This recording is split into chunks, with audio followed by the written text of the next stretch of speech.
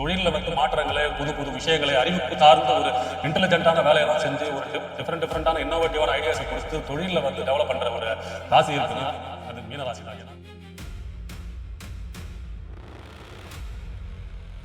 உங்களுக்கு சிறப்பு மிக்க காலமாகவே இருக்க போதுங்க. எழுதி வச்சுங்க.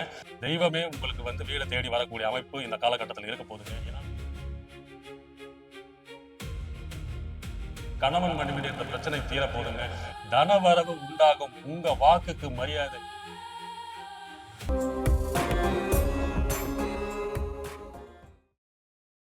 ஓம் நமச்சிவாய. அன்பு நேயர்களே அனைவருக்கும் வணக்கம். நாம் இப்பொழுது செவ்வாய் பகவான், அங்காரகன் சொல்லக்கூடிய செவ்வாய், அதாவது பூமிக்காரகன், வருகின்ற மே மாதம் 10ஆம் தேதி அவரோட சொந்த வீட்டில் மேஷ ராசியில் பலம் புரிந்து ஆட்சி பெற்று பெயர்ச்சி அடைகிறாங்க.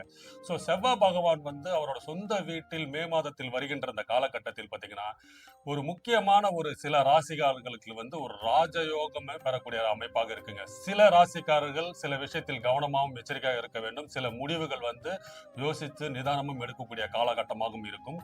சில ராசிக்காரர்களுக்கு யோக பலன்களையும் ராஜயோகத்தையும் வாழ்க்கையை மாற்றி அமைக்கக்கூடிய காலமாகவே இந்த செவ்வாய் பயிற்சி இருக்க போதுங்க. ஏன்னா செவ்வாய் பகவான் தான் பாத்தீங்கன்னா சகோதரக்காரகன், முயற்சிக்காரகன், வீரியம், வெற்றி, அனைத்து செயல்களையும் வந்து தூண்டக்கூடிய, அதாவது நீங்க ஒரு செயல் செய்யணும்னா செவ்வாய் வந்து பலமா இருக்கணும், ஆட்சியா இருக்கும் பட்சத்தில் தான் நீங்க வந்து அதை முயற்சித்து வெற்றி அடைவீர்கள். அதாவது முயற்சி பண்ணாதான் நம்மளுக்கு வெற்றி தோல்வின்றது நமக்கு தெரியும் இல்லைங்களா? ஸோ அந்த முயற்சி எடுக்கக்கூடிய வந்து அதிகாரத்தை, பலத்தை கொடுக்கக்கூடிய கிரகம் வந்து பாத்தீங்கன்னா செவ்வாய் பகவான். ஸோ இந்த செவ்வாய் பகவான் மேஷ ராசியில் சூரியனோடு உச்சம் பெற்றிருக்கும் இந்த காலகட்டத்தில் மே மாதம் 10ஆம் தேதி உச்ச சூரியனோடு செவ்வாயோடு இணையும் இந்த காலகட்டத்தில் தைரியம், வீரியம், முக்கியமா இந்த காவல்துறையில இருக்கிறவங்க, அரசியல் வாழ்க்கையில இருக்கிறவங்களுக்கு எல்லாம் வந்து பெரிய மாற்றத்தை கொடுக்கக்கூடிய காலமாக இருக்கும். சில பேர்லாம் பாத்தீங்கன்னா அவங்க வந்து இவ்வளவு நாள் இருந்திருப்பாங்களான்னு தெரியாது. இப்ப அவங்க புகழின் உச்சிக்கு ஒரு பதவி, பொறுப்பு, அரசியல்ல வந்து ஒரு பெரிய மாற்றத்தை கொடுக்கக்கூடிய அமைப்பெல்லாம் இருக்கும். ஏன்னா நிறைய பேர் வந்து முயற்சி பண்ணியிருந்திருப்பாங்க. இப்ப வந்து ஒரு போட்டித் தேர்வுல ஏதாவது முயற்சி பண்ணிட்டு இருக்கீங்க, எக்ஸாம் எழுதிட்டு இருக்கீங்கன்னா முதல் மார்க், முதல் மதிப்பெண், முக்கியமா விளையாட்டு துறையில இருக்கவங்க, அரசியல் துறையில இருக்கவங்க, காவல்துறை, இராணுவத்துறை, மருத்துவத்துறையில இருக்கிறவங்களுக்கெல்லாம் வந்து ஒரு இந்த காலகட்டம் செவ்வாய் பெயர்ச்சி மேஷராசியில் ஆட்சி பெறக்கூடிய இந்த காலகட்டத்தில் ஒரு மிகப்பெரிய ஒரு மாற்றத்தையும் புகழையும் உங்களுக்கு ஒரு நிரந்தர பதவி உயர்வு, கௌரவம் என்ற அமைப்பெல்லாம் கொடுக்க போதுங்க. ஏன்னா சூரிய பகவானும் அங்கதான் இருக்கிறாரு.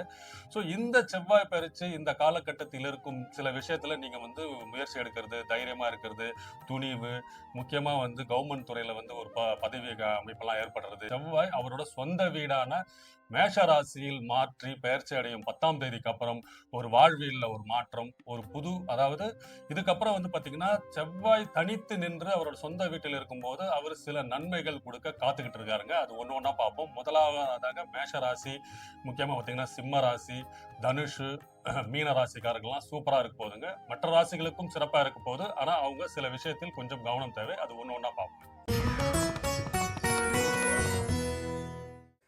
மீனராசி நேயர்களே, இந்த செவ்வாய் பெயர்ச்சி வருகின்ற மே மாதம் 10ஆம் தேதி அவரோட சொந்த வீட்டில், அதாவது மீனராசிக்கு 2ஆம் இடமான உங்களுக்கு தனஸ்தானமான தனாதிபதி, உங்களோட தனாதிபதி ஆட்சி பெறாருங்க. ஆட்சி பெற்று பலம் பொருந்தி இருக்கும் இந்த காலகட்டம். சனீஸ்வரன் என்னதான் உங்க ராசியில் இருந்து ஜென்ம சனியா இருந்தாலும் இந்த 38 நாள் 2ஆம் இடத்ததிபதி 2ஆம் இடத்திலே ஆட்சி பெறும் மீனராசிக்கு இது ஒரு பொற்காலம்னு சொல்லலாங்க. ஏன்னா உங்களோட பாக்கியாதிபதி 9ஆம் அதிபதியும் செவ்வாய் தான். அவரு 2ஆம் இடத்துல வரும்போது 9க்கான வேலை, ஏன்னா 2 வீட்டுக்கு வந்து ஆட்சி பெறக்கூடிய ஒரு கிரகம் வந்து உங்களோட செவ்வாய் பகவான்.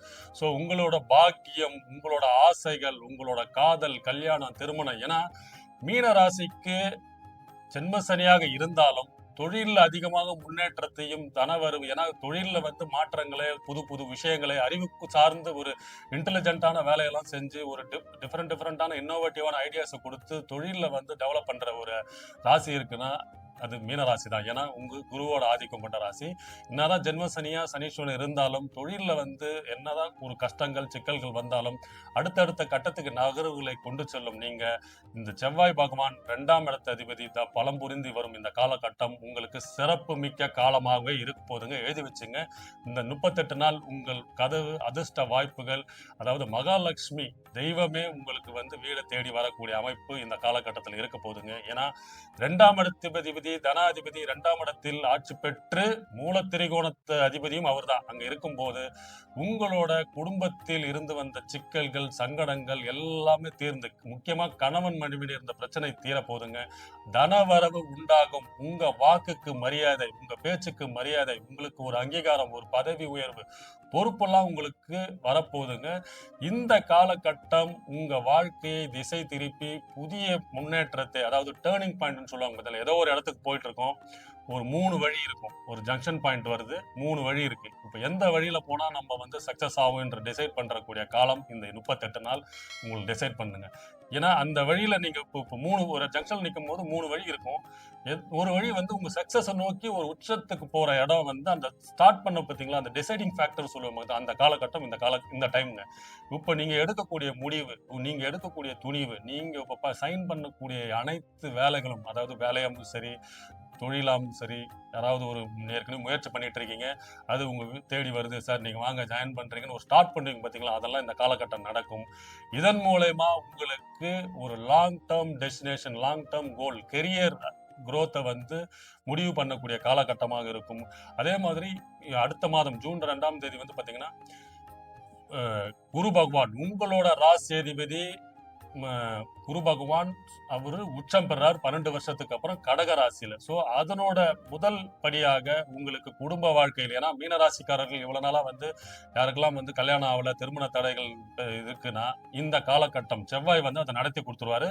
ஏன்னா 2ஆம் இடம் குடும்பஸ்தானம். சோ அதுக்கு உண்டான அடித்தளம், அதாவது பேஸ்மெண்ட் சொல்லுவாங்க பாத்தீங்களா. நான் ஜூன் மாதம் குரு பகவான் உச்சம் பெறும் காலத்துக்கு முன்னாடியே அதை வந்து ஆக்டிவேட் பண்றதுக்கு தான் இந்த செவ்வாய் வருவார். செவ்வாயினால என்ன காரணங்க, துணிவு, தைரியம், முடிவு, துணிச்சல் எல்லாத்தையும் பண்ணக்கூடியவர் செவ்வாய். அதுக்குண்டான ஆதிபத்தியத்தை கொண்டவர் தான் செவ்வாய். அவரு 2ஆம் இடத்துல பலம் பொருந்தும் போது அனைத்து செயல்களையும் உங்களை பண்ண வைப்பார், அதை தூண்டுவார், அதெல்லாம் உங்களுக்கு சக்சஸா பண்ணி கொடுத்துருவாரு அடுத்தடுத்து வர கிரக அமைப்பெல்லாம். ஸோ அதற்கான துணிவை கொடுக்கக்கூடிய கிரகம் செவ்வாய் 2ஆம் இடத்தில் பலம் பெறும்போது யாரெல்லாம் மீனராசிக்காரர்கள்லாம் கல்யாணம் ஆகலன்னு முயற்சி பண்ணீங்க, எல்லாருக்குமே கல்யாணம் ஆக போதுங்க. காதல் கைகூடும், காதல் வாழ்க்கையில் போக போறீங்க. அனைத்து செல்வங்களும் பெறக்கூடிய காலமாக இந்த 38 நாளுக்கு இருக்க போகுது. ஏன்னா அவர் தான் உங்களுக்கு 9ஆம் அதிபதி, பாக்கியாதிபதி. ஸோ அனைத்து பாக்கியங்களும், செல்வம், செழிப்பு, குழந்தை பாக்கியம் என அனைத்தையும் கொடுக்கக்கூடிய காலமாக இது இருக்க போதுங்க. புதிய வீடு வாங்குறது, புதிய வண்டி வாங்குறது, புதிய இடம் வாங்குறது, இல்லைன்னா வீட்டை வந்து ஆல்டர்னேட் பண்றது, அனைத்து சகல வசதிகளும் இந்த டைம்ல பண்ண போறீங்க. முக்கியமா இந்த online business, trading, marketing, insurance, banking செக்டர்ல இருக்கிறவங்களுக்குலாம் வந்து பாத்தீங்கன்னா நல்ல ஒரு பொற்காலமா இருக்க போகுது. நல்ல ஒரு அப்ரைசல்ஸ் உங்களுக்கு கிடைக்க போகுது. நல்ல பதவி உயர்வு, நல்ல உங்களுக்கு வந்து சம்பள உயர்வுலாம் கிடைக்க வாய்ப்புகள் இருக்கு. மீனராசிக்கு இந்த செவ்வாய் பயிற்சி சிறந்த ஒரு யோக காலமாக இருக்க போதுங்க. ஏன்னா அனைத்து பாக்கியங்களும் கொடுக்க போகுது. இந்த 38 நாள் உங்கள் வாழ்க்கையை மாற்றக்கூடிய காலமாக இருக்க போகுது. முக்கியமா இந்த மார்க்கெட்டிங் துறையில இருக்கிறவங்களுக்குலாம் வந்து நல்ல ஒரு வளர்ச்சியை கொடுக்க போதுங்க. இன்சூரன்ஸ், பேங்கிங்ல இருக்கிறவங்களுக்குலாம் நல்ல ஒரு அதாவது புதிய முதலீடு பண்றவங்களுக்குலாம் வந்து அதிக லாபத்தை கொடுக்கக்கூடிய காலமாக இது இருக்க போதுங்க. இதை யூஸ் பண்ணீங்க. இந்த காலம் உங்க வாழ்க்கையை மாற்றியமைத்து திசையை, அதாவது உங்களோட கெரியர் பாத்தை டிசைட் பண்ணக்கூடிய காலமாக இருக்க போதுங்க. இதை கண்டிப்பா முயற்சி பண்ணுங்க. உங்களுக்கு நினைத்த காரியமெல்லாம் வெற்றி அடையும். முக்கியமா முருகர் வழிபாடு பண்ணுங்க. செவ்வாய்க்கிழமை முருகர் வழிபாட்டுக்கு போயிட்டு, ஆலயத்துக்கு போயிட்டு முருகர் வழிபாடு பண்ணுங்க. சிவப்பு நிற ஆடை வந்து ஏழை எளியோருக்கு வந்து அன்னதானம் பண்ணுங்க. சிவப்பு பூ வச்சு அர்ச்சனை பண்ணுங்க. இந்த காலகட்டம் உங்களுக்கு ஒரு ஒளி பொருந்தி முருகன் அருளால் உங்கள் காலம் வெற்றி காலமாக மாறுங்க. வாழ்க வளமுடன். வணக்கம்.